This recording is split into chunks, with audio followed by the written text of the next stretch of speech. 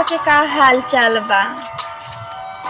काहे नेबू महारानी इतना दिन के बाद ओनी है ससुराल से कौन है लगा तू लोगन से मिलने नहीं तो कहाँ नसीब बा तू लोगन से मिले के बताओ लो। और के पेड़ हम लगोइले रहनी ओतने बड़ा बा ने बढ़े के जानेला ना फुलाए के जानेला ना फरे के हाल जानेला। हम ना रहता है तो बगियो कैसे ससुराल तो घर सूना हो जाला ऐसा चल गई तो हमार बाजी कैसे सूना हो गए न कहीं घास निकाल के फेंका ना कहीं पानी डाले ना पेड़ पौधा में बस खाए के कभी ना आई गई बाटी घूमे तनी परकबो में घूमे लेते बने कल तक चले जाए फिर ससुर में तो कहाँ आई भगवान जाने कम नसीब हुई कम ना हो हमारे लड़के बैठल बैठे पार्क में कहल जाला घर के पीछे कभी पार्क ना बनवावल जाला घर के पीछे पार्क बन जाए ना तो यह हाल हो कितना ना दिन साल भर के बाद आवत है कितना निक लगत देखने में एकदम हरियर हरियर बताओ कैसे हम पेड़ पौधा लगैले रहनी एकदम वैसे बा इहो बिना बना वाला अपनी कोई के तनी काट छाट दे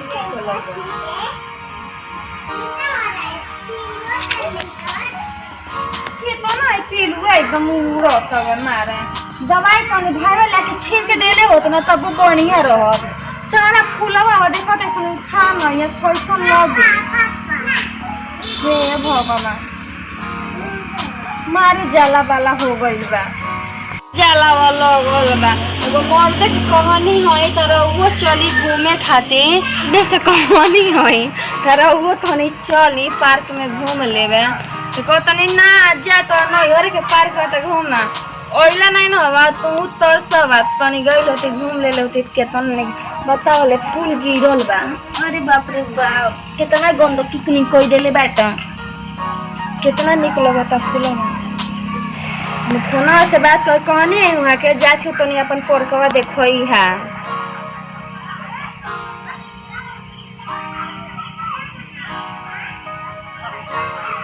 बाय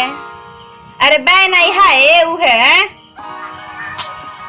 देखी रो कहता नहीं ना तो जइया तो परकवा देखइया और देख ली हमार परकवा कैसन बा घरवा के देख ली पीछे से सीन देखा ऐसे ठीक बा देखी तो कितना निक लगता है अच्छा लग रहा है ना घूमे खातिर नैहरे में तो कहाँ कहाँ घूमती है लोग तो पूरा गाँव जग जीतली का लोग हम डांटे सुना।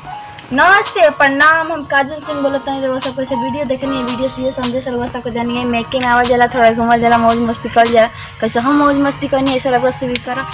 बाय।